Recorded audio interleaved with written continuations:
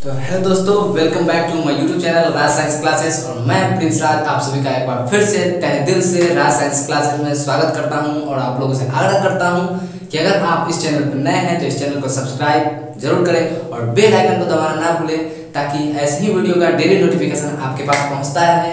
तो let's start the video. तो हम लोगों ने पिछला जो वीडियो था जो क्या था, क्लास 9th का जो फिजिक्स का पहला चैप्टर, उसके बारे में हम लोगों ने फुल इंट्रोडक्शन किया। उसके बारे में पूरा हम लोगों ने जाना कि क्या है मापन, होता क्या है मापन के अंदर हम लोगों ने पढ़ा। उसके मात्रक भौतिक राशि एवं 7 मूल भौतिक राशियों के बारे में पढ़ा, ठीक है। उसके बाद उसके मात्रकों के बारे में पढ़ा। उसके बाद कुछ फॉर्मूलाज हमने देखा था, न्यूटन को व्यक्त जो है कैलोरी में व्यक्त करते हैं, ऊर्जा को कैलोरी में कैसे व्यक्त करते हैं, तो यही हम लोगों ने देखा था, ठीक है। अब हम लोग इस वीडियो में क्या देखने वाले हैं कि अब हम इस वीडियो में देख रहे हैं कि अब हम लोग क्या देखने वाले हैं इस वीडियो के अंतर्गत कि चैप्टर जो मापन था, ठीक है। जैसा कि आप सभी लोग जानते हैं कि समय समय पर जो होता है क्या होता है कि टेस्ट लेना जो है, हमारे जो दोस्त है, हमारे जो दोस्त लोग हैं, हमारे जो भाई लोग हैं, उनके दिमाग के लिए क्या होता है, उनके माइंड के लिए क्या होता है कि एक टेस्ट जो है कि एक माइंड का एक मतलब कि प्ले गेम है, ठीक है। इसको गेम की तरह लीजिए, टेस्ट को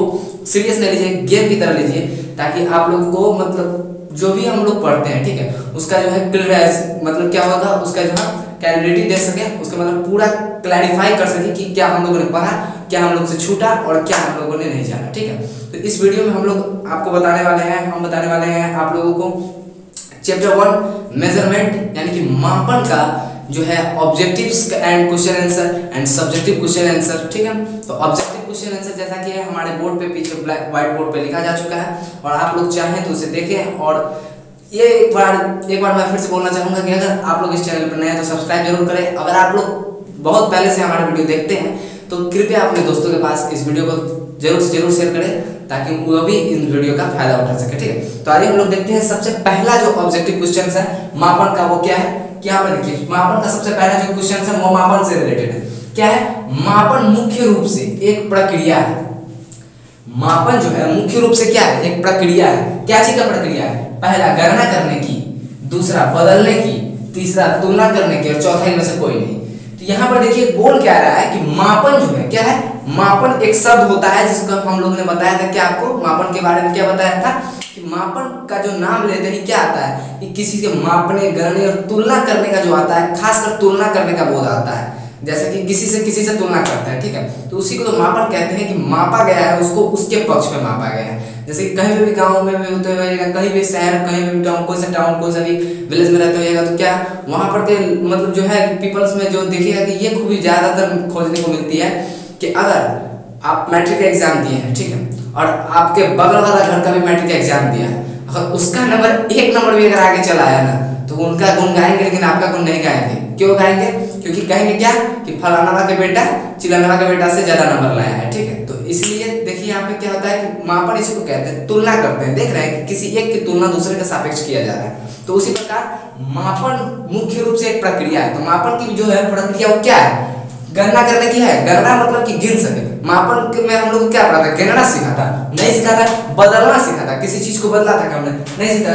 लेकिन सी में क्या करना सीखा था हम लोगों ने, तुलना करना सीखा था। क्या सीखा था, तुलना करना। तो इसका जो राइट आंसर हो जाएगा क्या होगा, मापन मुख्य रूप से एक प्रक्रिया है किसका, तुलना करने की। किसका, तुलना करने की। तो आप लोग चाहे इसका स्क्रीनशॉट ले सकते हैं, जो है तुलना करने की इसका है, ठीक है। आइए हम लोग देखते हैं क्या क्या पहला क्वेश्चन तो हम लोगों ने देखा ऑब्जेक्टिव का। अब आइए हम लोग देखते हैं क्या दूसरा क्वेश्चन जो है हमारा वो क्या है। वो यहाँ पर दूसरा जो ऑब्जेक्टिव है वो क्या है, देखिए पहले कि 1 kg बराबर होता है। अब इतना तो सबको मालूम है भैया कि 1 किलोग्राम बराबर कितना ग्राम होता है।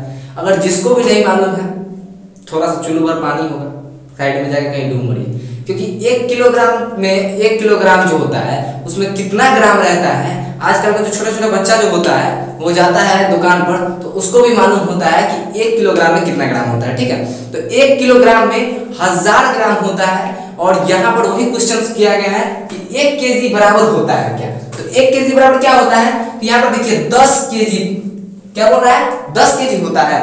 तो 10 kg तो कभी हो नहीं सकता है। और चाहे बताइए 10 kg में कितना होगा, तो जब 1 kg में 1000 ग्राम तो 10 kg में कितना होगा, 10,000 ग्राम होगा।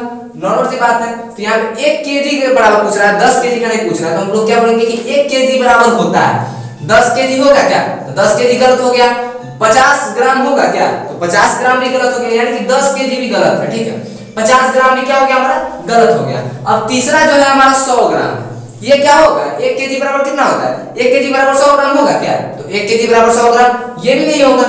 लेकिन यही देखिए ऑप्शन 1 और ओनली एक ऑप्शन बचा, क्या ऑप्शन बचा, 1 केजी बराबर 1000 ग्राम। तो जी हाँ भैया, यही हमारा जो है सही आंसर है कि 1 केजी बराबर क्या होता है, 1 केजी बराबर 1000 ग्राम होता है, ठीक है। उसी प्रकार आइए क्वेश्चन नंबर हम लोग 3 पर चर्चा करते हैं। क्वेश्चन नंबर 3 जो है क्या दिया हुआ है कि इनमें कौन आधारी राशि नहीं है, इनमें कौन आधारी राशि नहीं है। तो आधारी राशि को तो आप लोग पहचान सकते हैं, आधारी राशि कौन होती है, जो किसी दूसरे राशि पर निर्भर नहीं करती है, ठीक है। आधारी राशि तो वही होती है ना, जो वे कौन से मतलब सॉरी इसमें से कहां, इनमें कौन आधारी राशि नहीं है। तो आधारी राशि तो खुद पर निर्भर होती है, ठीक है, और जो दूसरे पर निर्भर होती है उनको क्या कहते हैं हम लोग, या तो व्युत्पन्न राशि होता है, ठीक है। तो यहाँ पर देखिए इनमें कौन आधारी राशि नहीं है, यानी कि इस सब में दिया हुआ है इसमें से कोई एक है जिसको हमको चुन के निकालना है कि ये आधारी राशि नहीं है, ठीक है। यहाँ पर देखिए क्या है, द्रव्यमान। द्रव्यमान क्या किसी पर निर्भर करता है क्या, द्रव्यमान किसी पर निर्भर करता है क्या, द्रव्यमान का कोई सूत्र होता है क्या, नहीं होता है। यहाँ पर देखिए तो ये क्या हो गया हमारा, गलत हो गया कि ये तो नहीं हुआ हमारा आधारी राशि, सॉरी ये आधारी राशि जो है नहीं है, ऐसा नहीं बात है, ठीक है। ये भी हमारा आधारी राशि है क्योंकि ये सिर्फ और सिर्फ स्वयं पर निर्भर कर रहा है, क्या पर निर्भर कर रहा है, तो सिर्फ और सिर्फ अपने स्वयं पर निर्भर कर रहा है, यानी कि अपने आप पर निर्भर कर रहा है। तो ये क्या हो गया, इनमें कौन आधारी राशि नहीं है, इनमें से इसका तो पहले छट गया क्योंकि ये सबसे पहले आधारी राशि हो गया, ठीक है। अब आइए यहाँ पर देखते हैं जो सी समय है, समय क्या किसी चीज पर निर्भर करता है क्या, आप सुने होइएगा कि एक थॉट सुने होइएगा कि time and tide not wait for none, ठीक है, time and tide is not wait for none, यानी कि समय है जो समय और जो काल होता है ना, ये किसी के लिए नहीं रुकता है, यानी कि किसी के लिए नहीं रुकता है। यहीं से हम चर्चा कर सकते हैं कि समय किसी पर निर्भर हो सकता है क्या, समय किसी पर निर्भर नहीं होता है, हम समय पर निर्भर होते हैं, ठीक है। तो यहाँ पे समय भी किसी पर निर्भर नहीं है, तो आधारी राशि तो उन्हीं राशियों को कहा जाता है जो किसी पर भी निर्भर ना हो, यानी कि खुद स्वतंत्र हो, ठीक है, अपनी मर्जी से चले, ठीक है। तो यहाँ पे आधारी राशि में क्या हो गया, समय जो है ये भी आधारी राशि हो गया, इसका मतलब क्या हो गया, ये भी आधारी राशि नहीं है, ऐसा तो नहीं है, ये भी आधारी राशि हो गया। यहाँ पर आइए देखते हैं डी, विद्युत धारा, क्या, तो डी है विद्युत धारा, ये किसी पर निर्भर करता है क्या, ये किसी पर निर्भर करता है क्या, क्योंकि समय किसी पर तो निर्भर करता है नहीं है, तो ये विद्युत धारा भी हमारा जो हो जाएगा क्या, ये भी हमारा गलत आंसर हो जाएगा कि ये भी हमारा आंसर नहीं होगा, ठीक है। क्या होगा, ये भी हमारा आंसर नहीं होगा। अब देखिए इनमें कौन आधारी राशि नहीं है, तो बचा क्या हमारा चौथा वेग, क्या बचा, चौथा जो बचा हमारा क्या बचा, वो वेग बचा, क्या हमारा वेग बचा।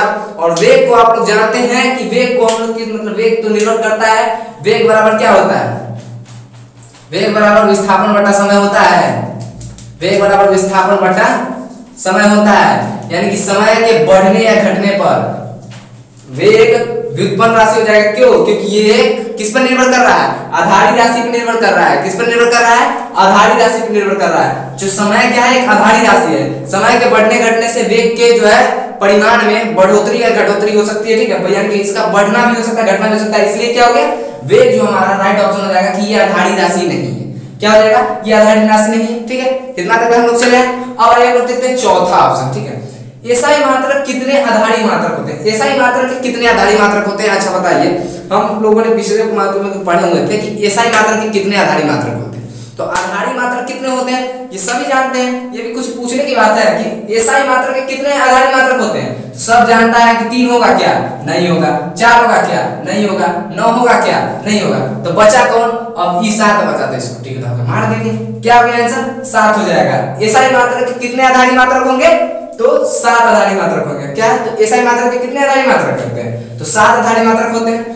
अब आइए क्वेश्चन नंबर 5, क्या है, अब क्वेश्चन नंबर 5 पर आइए, देखिए क्या है क्वेश्चन नंबर 5, किसी राशि के परिमाण के पूर्ण विवरण के लिए आवश्यक है। यहाँ पे गौर सुनिएगा क्या बोल रहा है, किसी राशि, कोई भी राशि हो, ठीक है, चाहे वो भौतिक राशि हो चाहे कोई राशि हो, किसी भी राशि के परिमाण के पूर्ण विवरण के लिए, ये क्या बोल रहा है, परिमाण के पूर्ण विवरण के लिए आवश्यक है।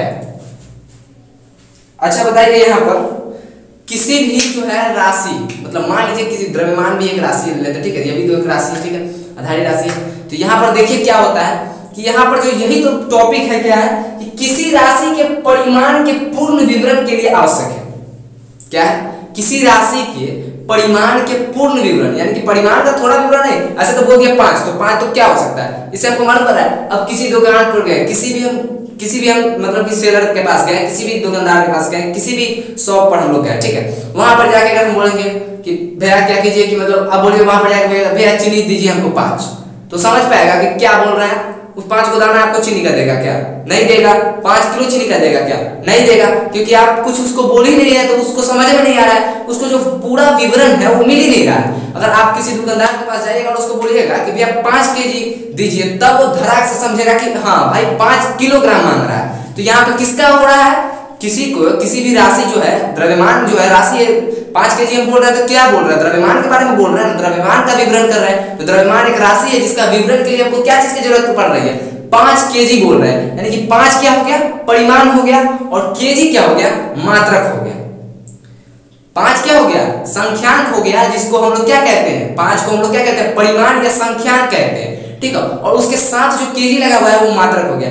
यानी कि किसी भी जो है, किसी भी राशि के पूर्ण विवरण के लिए, ठीक है, किसी भी राशि के पूर्ण विवरण के लिए, किसी भी राशि की मात्रा के पूर्ण विवरण के लिए हमें जो आवश्यकता पड़ती है वो किसकी पड़ती है, केवल मात्रा की पड़ती है क्या, केवल मात्रा की पड़ती है तो नहीं, केवल संख्यांक की पड़ती है क्या, नहीं पड़ती है। यहीं पर आ गया ए एंड बी दोनों, यानी कि मात्रक और संख्यांक दोनों का, मात्रक और संख्यांक दोनों का। तो यहाँ पे होगा, क्योंकि हम लोग किसी भी दुकानदार के पास जाते हैं तो बोलते हैं भैया 5 केजी चीनी दीजिए, ऐसा नहीं बोलते कि 5 चीनी दीजिए, या फिर ऐसा नहीं बोलते कि केजी चीनी दीजिए, या तो 1 केजी बोलते हैं तो 5 बोलते हैं, बोलते क्या 5 के, कभी दुकानदार के पास गए, कभी किसी शॉप के पास गए और बोले हैं क्या कि भैया आपको 5 आटा दीजिए, 5 चावल दीजिए, ऐसा कुछ बोले क्या, नहीं बोले हैं। यहाँ पे वहां पे जाते तो हम लोग दोनों का इस्तेमाल करते हैं, इस संख्यांक का भी और ये जो हो गया क्या, मात्रक का भी। तो देखिए ये जो है हमारा क्या है, संख्यांक है, क्या है, संख्यांक है, और ये जो है हमारा मात्रक है, ठीक है। तो इतना समझ गए, तो आप चाहे तो स्क्रीनशॉट ले सकते हैं। फिर आइए हम लोग छठा सवाल जो हम लोग है देखेंगे कि क्या है। छठा सवाल, 5वां तो हो गया हम लोग का। अब देखिए छठा सवाल में क्या पूछ रहा है, ऊष्मा का ऐसा ही मात्रक क्या होता है। तो ये भी कोई समझने वाली चीज है, ये सब तो है कि सब 8वां में पढ़ होइएगा कि ऊष्मा का ऐसा ही मात्रक क्या होता है। ऊष्मा का ऐसा ही मात्रक जूल होता है, सबका ऐसा ही मात्रक होता है। पिछले अभी हाल फिलहाल में जिस चैप्टर का मेजरमेंट का जो हम पढ़ा रहे हैं उसमें पीछे कुछ सूत्र लिखाए हुए थे, उसमें क्या लिखाए हुए थे कि ऊष्मा को जूल में, ऊष्मा जो कैलोरी में होता है उसको जूल में कैसे बदला जाता है, ठीक है। तो यही सब बताए हुए थे। तो यहाँ पर नॉर्मल सी बात है कि ऊष्मा का ऐसा मात्रक क्या होगा, तो ऊष्मा का ऐसा मात्रक वाट होगा क्या, वाट होगा क्या। कभी किसी से सुने हैं कि मतलब जो है कि मतलब कि 5 वाट का ऊष्मा उसको हम दे के आए, 5 वाट का जो टेम्परेचर है, कभी सुने क्या 5 वाट का जो हम ऊष्मा दिए, ऐसा कभी तो होता नहीं है। तो ये तो गलत हो गया। सबसे पहले न्यूटन, अब कोई बोलेगा कि 5 न्यूटन ऊष्मा है, न्यूटन जानते हैं ना जी कि न्यूटन किसका होता है, न्यूटन जो होता है बल का होता है, ऐसा ही मात्रक। इतना तो मालूम है कि न्यूटन किसका ऐसा ही मात्रक होता है, न्यूटन जो होता है बल का ऐसा ही मात्रक होता है। तो ये क्या होगा, क्या नहीं होगा। किलोग्राम किसका ऐसा ही मात्रक होता है भैया, तो किलोग्राम जो होता है द्रव्यमान का ऐसा ही मात्रक होता है, ये भी होगा क्या, तो ये भी नहीं होगा। आखिरी में बचा क्या, ओनली ऑप्शन बचा जो हमारे पास है जूल, क्या बचा, जूल। और हम लोगों ने पिछले वीडियो में पढ़ा भी है कि जूल को ऊष्मा का ऐसा ही मात्रक कहते हैं। तो ऊष्मा का ऐसा ही मात्रक क्या हो जाएगा, ऊष्मा का ऐसा ही मात्रक हो जाएगा भैया जूल, क्या हो जाएगा, ऊष्मा का ऐसा ही मात्रक हो जाएगा जूल, ठीक है। अब आइए 7वां पर देखते हैं क्या है, ज्योति तीव्रता का ऐसा ही मात्रक क्या है। तो आप लोग याद कीजिए कि पिछले वीडियो में जब हम एक चार्ट बनाए थे, ठीक है, एक हम चार्ट बना दिए हुए थे, उस पे 7 जो है मात्रकों का नाम, उसके ऐसा ही मात्रक, उसका संकेत, सब चीज लिख दिए हुए थे। तो ये आप लोग को याद होगा कि उसमें भी एक था, क्या था, ज्योति तीव्रता उन्हीं में से एक है, ठीक है। तो यही तो पूछ रहा है कि ज्योति तीव्रता का आधारी ऐसा ही मात्रक क्या है। ज्योति तीव्रता जो है वो तो आधारी राशि है, लेकिन आधारी ऐसा ही मात्रक इसका क्या होगा। तो वहां पर हम जो चार्ट बनाए थे वहां पर क्या लिखे हुए थे कि ज्योति तीव्रता का जो है ऐसा ही मात्रक क्या होता है, कैंडेला होता है, जिसको हम लोग क्या से सूचित करते हैं, सीडी से सूचित करते हैं। लेकिन देख लेते हैं चारों ऑप्शन में से अगर शायद इससे भी कोई बेहतर मिल जाए क्या। तो देखिए यहाँ पे ज्योति तीव्रता का आधारी ऐसा ही मात्रक क्या होगा, न्यूटन होगा क्या। तो अभी आप लोग जाने हैं क्या कि न्यूटन जो होता है बल का ऐसा ही मात्रक होता है, तो ये तो हो नहीं सकता। तो इस पर लगाइए क्रॉस, ये हो सकता है, नहीं हो सकता है। जूल, अभी ऊपर देखिए कि ऊष्मा का ऐसा ही मात्रक जूल होता है, ना कि कैंडेला का, ठीक है। तो ये भी होगा क्या, ये भी नहीं होगा। और रह गया वाट का बात, तो वाट तो जानते करते हैं कि वाट भी नहीं होगा, किसी के मुंह से तो नहीं सुने होगा कि ज्योति तीव्रता वाट फलाना चला, वाट भी नहीं होगा, ठीक है। तो इसको भी हम लोग कैंसिल करते हैं, क्या करते हैं, वाट, ठीक है। वाट का जो है सप्लाई वोल्टेज में किया जाता है, जैसे बोलते हैं, जैसे कि ये बल्ब हो गया कितने वाट का है, तो यहाँ पे 9 वाट का बल्ब बढ़ रहा है, ठीक है, 9 वाट का जो बल्ब बढ़ रहा है, ठीक है। किसी को कोई बोलता है 100 वाट का बॉल बोल रहा है, ठीक है। तो ये जो है वाट जो है यहाँ पे हमारे उपकरणों में लगा होता है, ठीक है। उपकरणों की बताता है क्षमता कितनी है, ठीक है। तो ज्योतिक तीव्रता का ऐसा ही मात्रक ना तो न्यूटन होगा, ना जूल होगा, ना वाट होगा। तो बचा क्या, वन एंड ओनली ऑप्शन जो बचा हमारे पास, वन एंड ओनली ऑप्शन जो बचा हमारे पास क्या बचा, कैंडेला बचा, जिसको हम लोग सूचित कैसे से करते हैं, तो कैंडेला को हम लोग सीडी से सूचित करते हैं। इतना याद होगा, पिछले मतलब वीडियो में हम लोगों ने बनाया था उसका चार्ट, जो आपको याद होना चाहिए। अगर नहीं याद है चुल्लू भर पानी होगा, ठीक है। 8वां सवाल क्या है, एक कैलोरी बराबर कितना जूल, ठीक है। लगभग में ये राइट नहीं बोल रहा है कि एक कैलोरी बराबर कितना ही जूल होगा, उसी के लगभग में बोल रहा है, ठीक है। अब यहाँ से कोई बता सकता है क्या, ये हमारा गांव जो है, हमारा जो हम लोग जो है पचनौर गांव से बिलोंग करते हैं, ठीक है। यहाँ से कोई बता सकता है क्या कि सीतामढ़ी यहाँ से कितने किलोमीटर का दूर है, कोई बता सकता है, लेकिन राइट बता सकता है कि कितना किलोमीटर है, कितना मीटर का है, नहीं बता सकता कोई। सब लगभग में अंदाज लगा के बताता है कि यहाँ से सीतामढ़ी 30 किलोमीटर है, करीबन 30-35 किलोमीटर का होगा, ठीक है। यानी कि लगभग लगाया है। तो जब हमारे आंखों के सामने जो चीज है उसको लगभग लगा दी है, तो यहाँ पे तो क्या है, एक कैलोरी बराबर पूछ रहा है, ठीक है। तो यहाँ पे कैलोरी को चेंज करना है, एक कैलोरी को चेंज करना है जूल में, तो क्या होगा, 3.18 होगा क्या, नहीं होगा। 2.18 होगा क्या, नहीं होगा। 3.98 होगा क्या, नहीं होगा।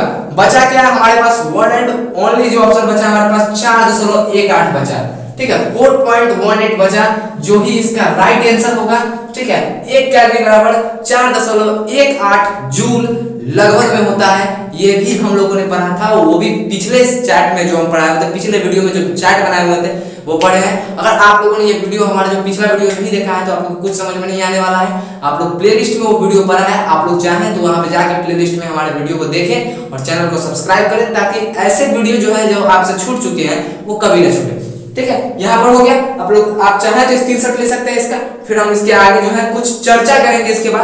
इसके बाद जो है कि हम कुछ चर्चा करेंगे इस पर, ठीक है। इसका जो अगला जो क्वेश्चन आंसर है हम दिखाएंगे क्या कि हम पिछले वीडियो में पढ़ चुके हैं, उसके आंसर हम यहाँ पे लिखेंगे नहीं, सिर्फ और सिर्फ बताएंगे कि हम पिछले वीडियोस में पढ़ चुके हैं, ठीक है। तो देखिए,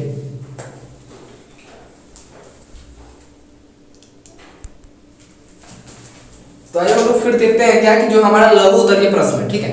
इसके बारे में आंसर हम लोग तो देंगे नहीं, लेकिन यहीं पर जो हम लोग चर्चा करेंगे कि क्या हम लोगों ने ये पिछले वीडियो में पढ़ा है, तो पढ़ा है। तो देखिए यहाँ पे क्या हो रहा है, ठीक है। तो लघु उत्तरीय का सबसे पहला जो क्वेश्चन है वो क्या है, मूल भौतिक राशियों की संख्या कितनी है।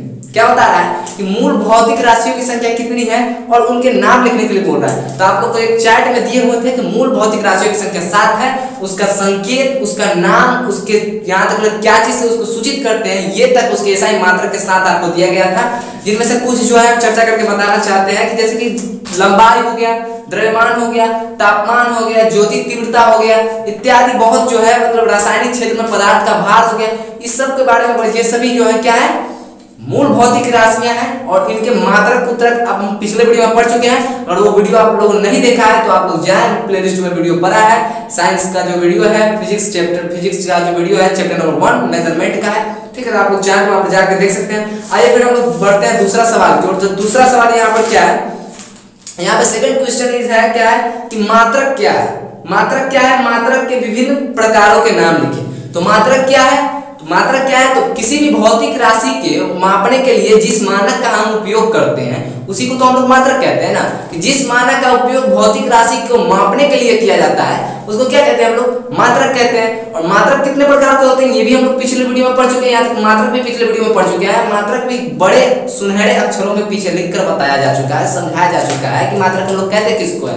किसी भी मापन, किसी भी मापक, किसी भी भौतिक राशि के मापन के लिए जिस मानक का हम लोग प्रयोग करते हैं उसी मानक को हम लोग क्या कहते हैं, उसी मानक को हम लोग कहते हैं मात्रक। दैट इज इकाई भी उसको बोल सकते हैं, उसको इंग्लिश में हम लोग यूनिट बोलते हैं। और ये जो इसके कितने प्रकार होते हैं, तो ये 3 प्रकार के होते हैं। पहला है आधारी मात्रक।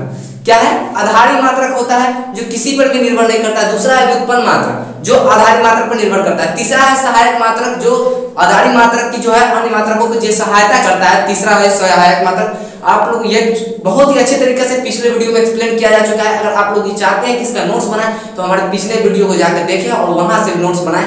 यहाँ पे हम लोगों के पास है कि हम लोग को आगे बढ़ना है, हम लोग को जंप करना है, ठीक है। यहाँ से एक ऊंची उछाल लगानी है हम लोगों को, ठीक है, कि जहाँ पर हम लोग एक अच्छे समय से यहाँ पे अच्छे वीडियोस अपलोड हो रहे हैं। और यहाँ पे जो है कि बहुत सारे जो है वीडियोस जो है उसमें अपलोड हो चुके हैं हमारे यूट्यूब चैनल पे, और उन्हीं में से एक वीडियोस में है क्या है कि मात्रक क्या है, और मात्रक के अब उनके प्रकार हैं, उनके नाम बताएं, उनके परिभाषा के साथ साथ पिछले वीडियो में बताया गया। आइए हम लोग बढ़ते हैं, ये पहला और दूसरा सवाल खत्म हमारा। अब जो हमारा तीसरा और आखिरी सवाल है कि 4 मूल राशियों के नाम लिखिए, ठीक है, एवं उनके संकेतों को लिखिए या उनके मात्रकों को लिखिए। क्या बोल रहा है कि किन्हीं चार मूल राशियों को लिखिए। तो यहाँ पर जैसे कि आप लोगों ने देख रहा हो, आप जैसे कि आप लोग देख रहे होंगे कि यहाँ पर मूल राशियों का एक सेक्शन बनाया गया है। क्या बनाया गया है? मूल राशियों का एक सेक्शन बनाया गया है। क्या बनाया गया है? मूल राशियों का जो है एक सेक्शन बनाया गया है। यहाँ पर आप लोग देखिए तो यहाँ पे जैसे कि हम यहाँ पे एक चार्ट भी बना चुके थे, यहाँ पे चार्ट भी बना चुके थे, वो इसी प्रकार का चार्ट है। यहाँ पर देखिए वही चार्ट है, यहाँ पे देख रहे हैं। पहला जो है इसमें से किसी 4 मूल राशियों का बोल रहा है, किसी 4 और मूल राशियों का बोल रहा है। तो हमारे पिछले वीडियो में जाइए, वहां पे 7 मूल राशियां लिखी गई है, उनके संकेत, उनके अक्षर के साथ उनके क्या चीज सूचित करते हैं, उनके ऐसा ही मात्रक भी लिखे गए हैं। तो वहां से आप चाहे तो नोट्स बना सकते हैं, लेकिन उसके लिए पहले बता देते हैं। यहाँ पर जो होता है सबसे पहले यहाँ पर लंबाई ले लीजिए, द्रव्यमान ले लीजिए, तापमान ले लीजिए और भार ले लीजिए, ठीक है। रासायनिक क्षेत्र में पदार्थ का द्रव्यमान ले लीजिए, ठीक है। तो लंबाई का ऐसा ही मात्रक तो मीटर होता है, इसको एल से सूचित करते हैं। तापमान का जो ऐसा ही मात्रक होता है वो क्या होता है? केल्विन होता है, जिसको हम लोग के से सूचित करते हैं। अब रासायनिक क्षेत्र में जो है पदार्थ का द्रव्यमान जो होगा रासायन के क्षेत्र में वो क्या होगा? मोल से उसको सूचित करते हैं। और मोल को क्या चीज से सूचित करते हैं? या तो बड़ी एम से या फिर एमओएल से, मोल से सूचित करते हैं। अब ज्योति तीव्रता हो गया, इसको कैंडेला हम लोग कहते हैं, ठीक है। ज्योति तीव्रता को हम लोग ऐसा ही मात्रक, ज्योति तीव्रता का ऐसा ही मात्रक क्या होता है? कैंडेला होता है। और इसको हम लोग सूचित क्या चीज से करते हैं? तो सीडी से करते हैं। तो जैसा कि आप लोगों ने देखा कि 3 क्वेश्चंस थे लघु उत्तरीय के, तीनों के तीनों हमारे पिछले वीडियोस में बन चुके हैं। आइए फिर आगे के जो है चर्चा करते हैं। उसके बाद जो आगे का सवाल है, अब जो है हम लोग को देखते हैं यहाँ पे क्या है कि दीर्घ उत्तरीय प्रश्न है 5 अंकों के लिए जो है। इसमें से पहला है कि एसआई मात्रक के व्यक्त करने की विधियों का उल्लेख करें, ठीक है। तो एसआई मात्रक के व्यक्त करने की विधियों का जो उल्लेख करना है, तो आप लोग नोट्स बनाना चाहें तो यहाँ पर देख सकते हैं कि एसआई मात्रक का जो होता है, एसआई मात्रक का जो है क्या यहाँ पे एसआई मात्रक को लिखने का विधियां यहाँ पर दिया गया है। क्या दिया गया है? एसआई मात्रक को लिखने की विधियां यहाँ पर दी गई है। कुल 5 विधियां हैं, जिनमें से आपको हम यहाँ पर लाइन बाय लाइन एक्सप्लेनेशन करके बताते हैं, क्योंकि आप लोगों को तो पिछले वीडियो में बताया जा चुका है, लेकिन यहाँ पे फिर से देख लीजिए एक बार आप लोगों की मतलब मन की संतुष्टि के लिए, ठीक है। और हम पूरी कोशिश करते हैं कि हमारा जो वीडियो हो बहुत लंबा ना हो और हमारे जो स्टूडेंट्स हैं वो बोर फील ना करें। तो इसीलिए यहाँ पर देखिए सबसे पहले यहाँ पे है कि पूरा शब्द लिखें, ठीक है। मात्रकों को लिखने की विधि में सबसे पहला क्या बोल रहा है? पूरा शब्द लिखिए या फिर स्वीकृत संकेताक्षर, जैसे मीटर को एम में, किलोग्राम को केजी में, सेकंड को एस में, सेक में या न्यूटन को एन में इत्यादि में लिखिए, ठीक है। दूसरा पॉइंट क्या बोल रहा है? जब मात्रक अंग्रेजी में पूरा पूरा लिखना हो तो बड़ा अक्षर का प्रयोग ना करें, जैसे कि 5 जूल लिखना हो तो ऐसा नहीं कि 5 लिखने के बाद बड़ी जे लिख के JOULE लिखे, ऐसा नहीं। 5 छोटी JOULE जूल लिखना है, ठीक है। यहाँ पे 5 न्यूटन लिखना है तो ई नहीं कि 5 एंड कैपिटल N और EWTON, ऐसा नहीं होता है। स्मॉल n देना है 5 एंड स्मॉल NEWTON, ठीक है। तो यहाँ पे हो गया इतना। इसी प्रकार है तीसरा जो टॉपिक है हमारा, तीसरा यहाँ पे बताया गया है कि जब मात्रक किसी व्यक्ति के नाम से जुड़ा हो, ठीक है। जब मात्रक किसी व्यक्ति के नाम से जुड़ा हो तो उस व्यक्ति के नाम का प्रथम कैपिटल अक्षर का प्रयोग करें। जैसे कि न्यूटन जो है मात्रक है, जो किसका है? एक वैज्ञानिक का नाम था, ठीक है, जिन्होंने गति का नियम दिया था। उन्होंने ही इस एसआई मात्रक को मतलब कि जो खोज किए थे उसके कारण उन्हीं का नाम को एसआई मात्रक में रख दिया गया, जिसका हम लोग प्रयोग करते हैं क्या? 7 न्यूटन। अगर आपको संक्षेप मतलब क्या है कि संक्षेप में लिखना होता है तो 7 लिख के हम न्यूटन की जगह पर पूरा न्यूटन ना लिखना चाहें, अगर पूरा न्यूटन लिखना चाहें तो हम छोटा एन का इस्तेमाल करेंगे, लेकिन वही अगर हम सिर्फ और सिर्फ एक अक्षर में उसको दर्शाना चाहें तो बड़ी एन लिख सकते हैं। न्यूटन के नाम का जो सबसे पहला अक्षर उसको कैपिटल लेटर में लिख देंगे 7 न्यूटन। वैसे ही अगर विद्युत धारा का बोला जाए 5 एम्पियर तो 5 एम्पियर, एम्पियर भी जो है एक वैज्ञानिक का नाम था, ठीक है। उनका पूरा नाम एम्पियर था, ठीक है। उन्हीं में से उनका एक एम्पियर जो नाम है उनको काट लिया गया और उनको एसआई मात्रक में उनका जो हो गया, क्योंकि विद्युत धारा की जो खोज थी उन्होंने की थी। और यहाँ पे विद्युत धारा का जो है हमारा विद्युत धारा के बारे में बहुत सारी चीज के बारे में उन्होंने पता लगाया, इनके कारण उनका जो है नाम था एम्पियर, उन्हीं से रिलेटेड एसआई मात्रक उनका रख दिया गया। एम्पियर लिखना हो तो अगर पूरा एम्पियर लिखिएगा तो उसको स्मॉल ए से शुरू कीजिएगा, लेकिन वही अगर आप चाहें कि संक्षेप में लिखें तो 7A लिख के छोड़ सकते हैं 7 एम्पियर को, ठीक है। उसी प्रकार है 5 जूल है तो 5 जूल को भी लिख सकते हैं, ठीक है। जैसे ऊपर बताया गया अगर पूरा लिखना चाहें तो छोटी JOULE, लेकिन अगर वही आप सिर्फ और सिर्फ J लिखना चाहें तो 5 और J लिख के बड़ी जो है कैपिटल हम लोग J लिख सकते हैं। उसके बाद हम लोग का समाप्त हो जाता है, ठीक है। चौथा जो है संकेताक्षरों को अंग्रेजी में बहुवचने वाले के लिए S का प्रयोग कदापि नहीं करें, संकेताक्षरों को अंग्रेजी में बहुवचन बनाने के लिए इसका प्रयोग कदापि न करें। जैसे 6 मीटर में 6 मीटर्स लगा दिए, एमएस लगा दिए। अब 6 मीटर भैया होता है, देखिए यहाँ पे क्या होता है,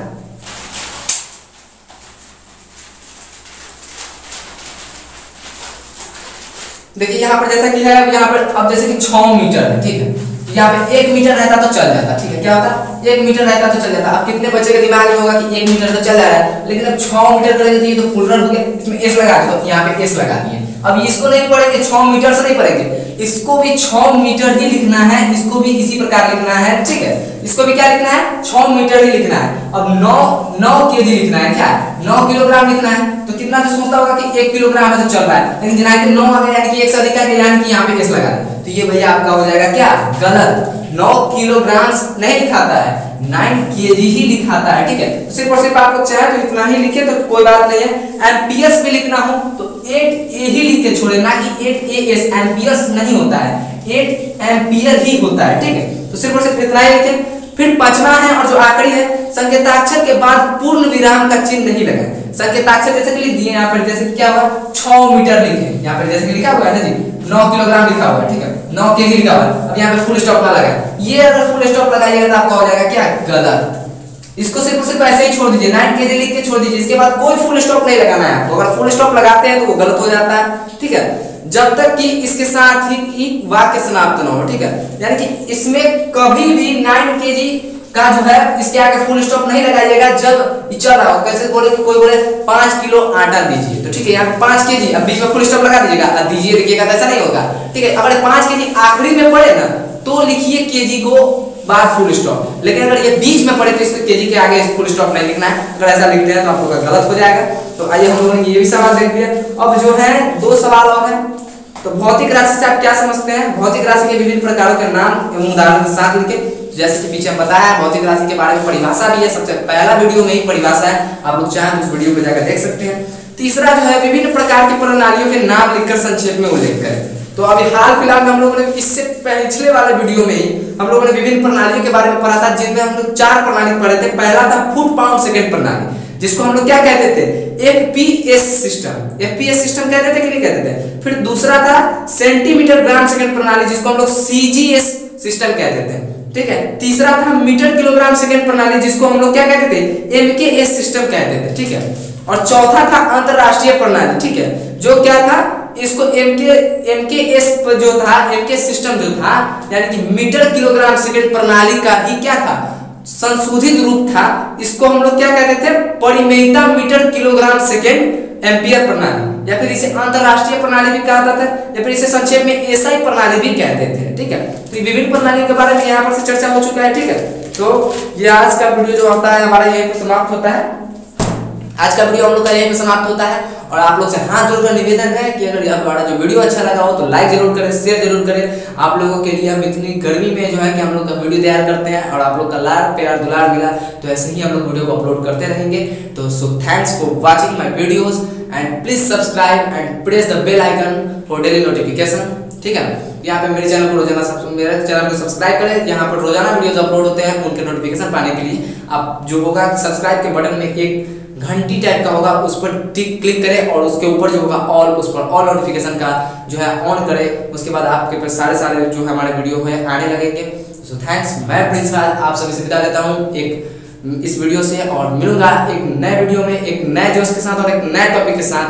तो जय हिंद, जय भारत।